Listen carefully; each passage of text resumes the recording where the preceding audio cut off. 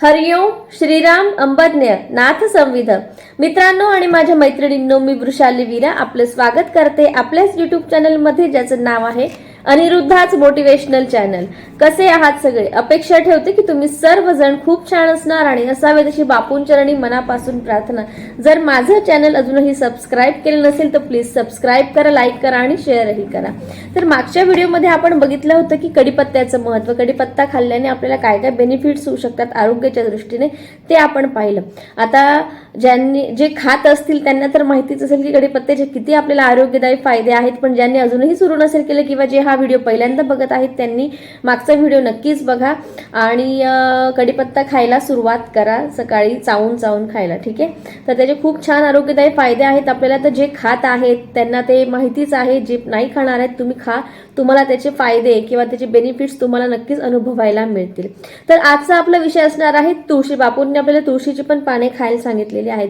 तर खूप महत्वाचं आहे तुळशी खाणं हे, कारण की तुळशी ही एक औषधी वनस्पती आहे. ठीक आहे, जसं कढीपत्त्याचे बेनिफिट्स आपण बघितले तसे आज आपण तुळशीचेही बेनिफिट्स बघणार आहोत. तुळशी ही आपल्याला निसर्गाने दिलेली एक देणगी आहे. ठीक आहे, विविध रोगांपासून आपला बचाव होण्यासाठी. ठीक आहे, तुळशी ही एकच असते, एकदा आपण खाणार आहे, पण तिचे एकचदा म्हणजे दिवसातून एक वेळा आपण खाणार आहोत तुळशी, पण त्याचे अनेक आरोग्यदायी फायदे, अनेक बेनिफिट्स आपल्याला मिळणार आहेत की जे आपल्या आरोग्यासाठी अतिशय उत्तम असणार आहेत आणि आपल्याला भविष्यात होणाऱ्या छोट्या मोठ्या रोगांपासून आपलं नक्कीच तुळशी आज खाल्ल्याने, आजपासून म्हणजे आतापासून तुळशी खाल्ल्याने आपल्याला त्याचे फायदे नक्कीच होणार आहेत. ठीक आहे, तर आपण आता तुळशी सुद्धा आपण रोज आपल्या रुटीन मध्ये खाण्याचा एक नियम बनवायचा आहे. ठीक आहे, त्याच्यामुळे जेणेकरून आपण छोट्या मोठ्या आजारांपासून नक्कीच दूर राहू शकू. खूप तर काही नाही, पण 5-6 तुळशीची पानं आपण नक्कीच खाऊ शकतो, बरोबर आहे. आणि तुळशी ही आपल्याला अगदी सहज साध्या पद्धतीने उपलब्ध होणारी वनस्पती आहे, खूप दूर जावं लागत नाही. प्रत्येकाकडे तुळशी असते, तीच तुळशी आपल्याला वापरात आणायची आहे. भले तुळशीचे अनेक प्रकार आहेत, पण आपण जी तुळशी वापरतो, आपण जी तुळशी लावतो त्याच तुळशीचे आपल्याला पानं खायची आहेत. ठीक आहे, शक्यतो कृष्ण तुळशीची असते ना, तीच माझ्या मते सगळ्यांकडे असते, त्याच्यामुळे आपण ती खायची आहे. जी तुळशी तुमच्याकडे अवेलेबल असेल ती तुम्ही वापर करू शकतात, बरोबर आहे. तर तुळशीचे आपल्याला आध्यात्मिक फायदे पण खूपच आहेत, आपल्याला माहितीच आहे. आपल्या पूजा अर्चांमध्ये तुळशी वापरली जाते आणि तुळशी ही अशी वनस्पती आहे की जिचं पानापासून, फुलापासून, देठापासून, मुळापासून सगळ्याच गोष्टी आपण आपल्या वापरात आणत असतो, विविध पवित्र गोष्टींमध्ये. आणि आपल्या आरोग्याच्या दृष्टीने सुद्धा अनेक औषधांमध्ये तुळशीचा वापर केलेला आपल्याला आढळतो, बरोबर आहे. आपल्या पूर्वजांनी, ऋषीमुनींनी आपल्याला तुळशीचे फायदे पहिल्यापासूनच सांगितलेले आहेत. त्याच्यामुळे पूर्वीपासून म्हणजे अगदी प्राचीन काळापासून तुळशीचा वापर आपल्या आरोग्यासाठी जडीबुटींमध्ये नक्कीच केलेला आपल्याला आढळतो, बरोबर आहे. आणि आता तर सायंटिफिकली दृष्ट्या सुद्धा तुळशीवर खूप मोठे मोठे संशोधनं होत आहेत, रिसर्च होत आहेत. त्याच्यामुळे तुळशी ही औषधांमध्ये असते.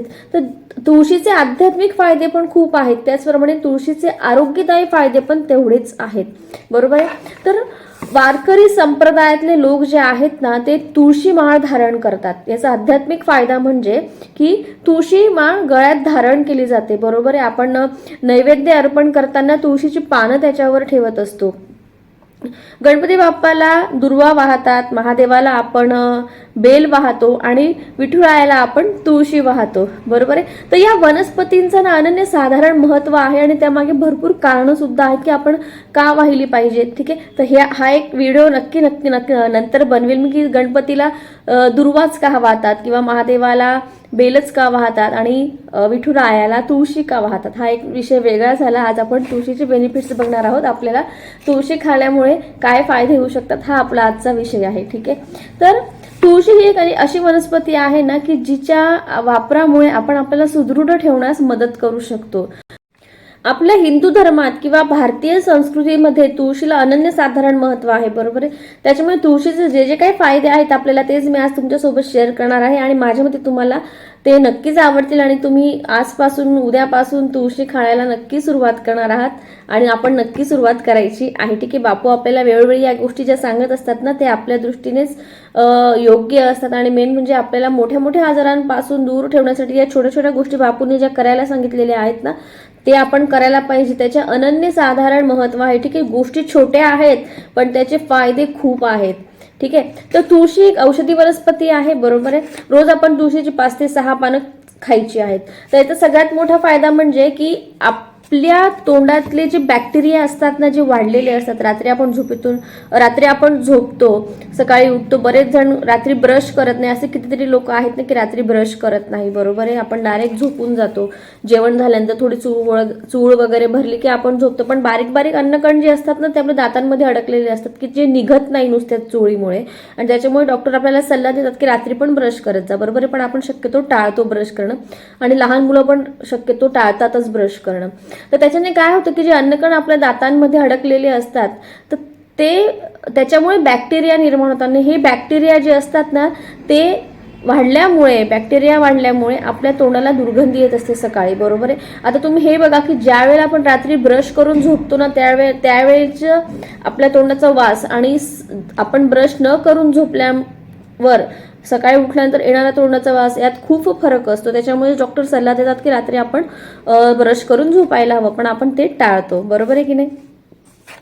पण आपण जर अशा वेळी समजा सकाळी तुळशीची पाने चावून खाल्लीत, म्हणजे आपलं ब्रश वगैरे झाल्यानंतर, पाणी पिऊन झाल्यानंतर काही वेळेला तुळशीची पानं जर आपण खाल्ली तर आपल्या तोंडातले जे राहिले काही जे बॅक्टेरिया असतात ना ते पण मरतात, आणि परिणामी येणारी जी दुर्गंधी असते ती नष्ट होते, आणि याचा रोज असा वापर केल्याने दुर्गंधीपासून आपल्याला नक्कीच आराम मिळतो, बरोबर आहे. त्याच्यामुळे खास करून लहान मुलांना आपण शक्यतो रात्री ब्रश करायला तर सांगायचाच, पण नाहीच म्हणजे ते तर सांगायचं, पण मुलं बऱ्याच वेळेला ऐकत नाहीत, पण त्यांना तुळशीची पानं सकाळी चावून खायला लावावीच, ठीक आहे, किंवा चघळायला लावावीत. आता बरेच जण म्हणतात की तुळशीची पानं चावून खात नाही, पण मी तर असं काही ऐकलेलं नाही आहे.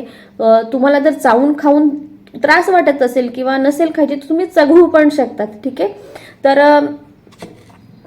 पण दातांखाली जेव्हा आपण चावतो ना त्यावेळेला त्याचा पूर्ण अर्क जो असतो ना तो आपल्या तोंडात पसरतो, त्याच्यामुळे दुर्गंधी तर जातेच, पण त्याचप्रमाणे आपलं जे हिरड्या असतात ना त्या सुद्धा मजबूत होतात, दात मजबूत होतात. जी कीड लागलेली असते त्याच्यावर सुद्धा तुळशीचा रस जो असतो तो फायदेशीर असतो. बऱ्याच टूथपेस्टमध्ये आपण बघतो ना की आता तुळशीचा पण वापर केलेला असतो, तो याच कारणामुळे. दातांवर सुद्धा प्रभावी औषध आहे, त्याच्यानंतर मुखदुर्गंधीवर सुद्धा प्रभावी औषध आहे, ठीक आहे. त्याच्यानंतर आलं सर्दीवर तर तुळशी खूपच उपयोगी आहे. आपण सकाळी जर अशा पद्धतीने तुळशी खाल्ली किंवा चघळली तर त्याच्याने काय होतं ना की या छोट्या छोट्या गोष्टी ज्या असतात यांची सुरुवात झालेली असते, जसं सर्दी झाली, घसा खवखवणं झालं, ह्या छोट्या गोष्टी असतात ना, म्हणजे कमी प्रमाणात ज्या वेळेला असतात त्याच वेळेला जर आपण त्याच्यावर निर्बंध लादला की त्याच्यावर तर लगेच आपण तुळशी वगैरे खाल्ली तर त्याच्याने ते जे बॅक्टेरिया जे काही असतात ना, जंतू काही जे असतात ना थोड्याफार प्रमाणात जे असतात ते मरून जातात, आणि परिणामी ते वाढत नाही, म्हणजे आपली सर्दी खोकलाही वाढत नाही, आपली घशाची खवखव सुद्धा कमी होते.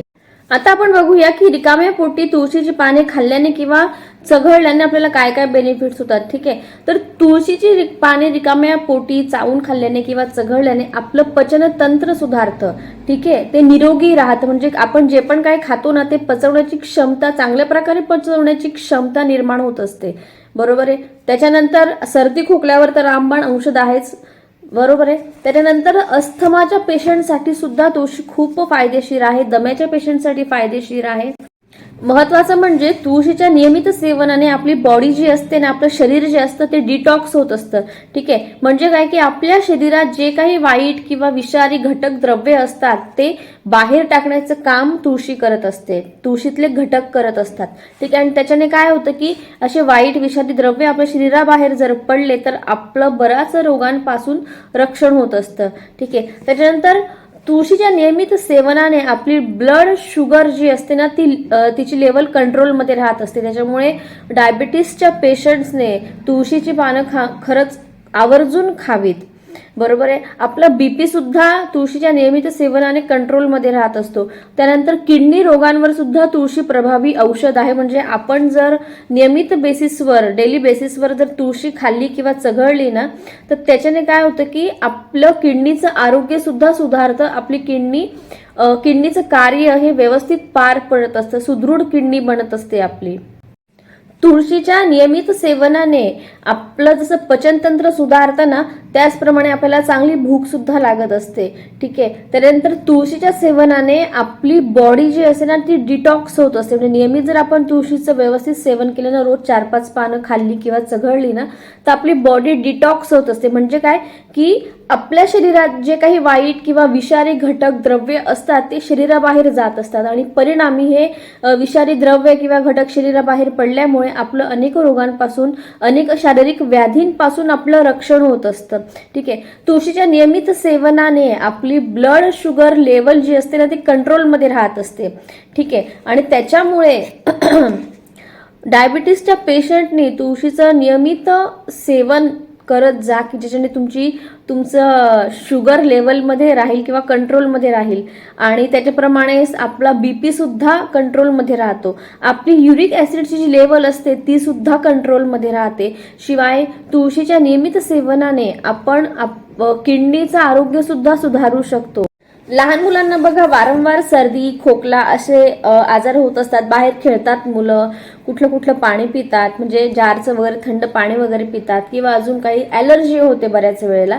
तर अशा वेळेला सुद्धा आपण लहान मुलांना आवर्जून तुळशीची पानंच खायला दिली पाहिजेत की जेणेकरून त्यांचं या छोट्या मोठ्या आजारांपासून नक्कीच संरक्षण होतं. आणि आपल्याला माहिती आहे की तुळशी सर्दी खोकला घसादुखीवर किती परिणामकारक आहे. त्याचप्रमाणे तुळशीच्या नियमित सेवनाने आपली रोगप्रतिकारक शक्ती वाढत असते. उन्हामुळे जे आपल्याला डोकेदुखीचा त्रास होतो तो सुद्धा त्रास कमी व्हायला मदत होतं. परिणामी आपली स्मरणशक्ती पण वाढते. आपल्याला तुळशीमुळे भूकही चांगली लागते. त्याच्यानंतर रोगप्रतिकारक शक्ती वाढते. त्याच्यामुळे तुळशी ही आपण लहान मुलांना आतापासूनच द्यायला सुरुवात करायला पाहिजे. त्याचप्रमाणे तुळशी कृमिहीन आहे, म्हणजेच जंतुनाशक आहे. तुळशी ही अँटीबॅक्टेरियल, अँटीव्हायरल आणि अँटी पायरॅटिक आहे. ठीक आहे. म्हणजे तापावर सुद्धा तुळशीचा परिणामकारक उपयोग केला जातो. मी पहिलेच सांगितल्याप्रमाणे तुळशीमुळे आपलं शरीर हे डिटॉक्स होत असतं. म्हणजे विषारी द्रव्य घाण जे काय असतं ते आपल्या शरीराबाहेर टाकलं जातं आणि परिणामी आपलं शरीर हे स्वच्छ राहण्यास मदत होते. बरोबर आहे. असंही म्हणतात की तुळशीचं नियमित सेवन केल्याने स्त्रियांना जो मासिक पाळीमध्ये त्रास होत असतो तो सुद्धा कमी व्हायला सुरुवात होते. आणि ज्यांची मासिक पाळी ही अनियमित असते ना त्यांनी तुळशीचं सेवन हे केलंच पाहिजे आणि त्याच्यामुळे त्यांची मासिक पाळी ही सुरळीत व्हायला किंवा नियमित व्हायला पण मदत होत असते. ठीक आहे. तर तुळशी आपल्या शरीराला एक प्रकारची ऊर्जा प्रदान करत असते. ठीक आहे. त्याच्यामुळे आपण सकाळी जर तुळशी खाल्ली किंवा चघळली ना तर जी काही ऊर्जा मिळते त्या ऊर्जेमुळे आपल्याला दिवसभर फ्रेश राहण्यास मदत मिळत असते. म्हणजे आपण दिवसभर फ्रेश राहतो. ठीक आहे. त्याच्यानंतर तुळशी आपल्या किडनीचं जे काही कार्य असतं ना ते सुरळीत पार पडण्यासाठी मदत करत असते. ठीक आहे. आणि आपला रक्तप्रवाह सुद्धा तुळशीच्या नियमित सेवनाने सुरळीत होत असतो.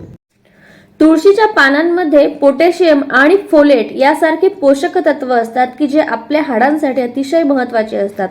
त्याच्यामुळे तुळशीच्या पानांच्या नियमित सेवनाने आपली हाडं मजबूत राहण्यास सुद्धा मदत होत असते. त्याच्यामुळे आपण तर खायचेच आहेत पण त्याचप्रमाणे आपल्या मुलांना सुद्धा, लहान मुलांना सुद्धा आवर्जून खायला द्यायचे आहेत. त्याच्यानंतर तुळशीच्या नियमित सेवनाने आपण त्वचा, यकृत, फुफ्फुस आणि तोंड यांच्या कॅन्सर पासून आपला बचाव होऊ शकतो. ठीक आहे. त्याचप्रमाणे अनेक प्रकारच्या कॅन्सर पासून बचाव करण्यासाठी तुळशी हे प्रभावी औषध आहे. त्याच्यामुळे आपल्या डेली रुटीनमध्ये तुळशीची काही पानं चावून खाणं किंवा चघळणं हे आपण नक्कीच आवर्जून करायला पाहिजे.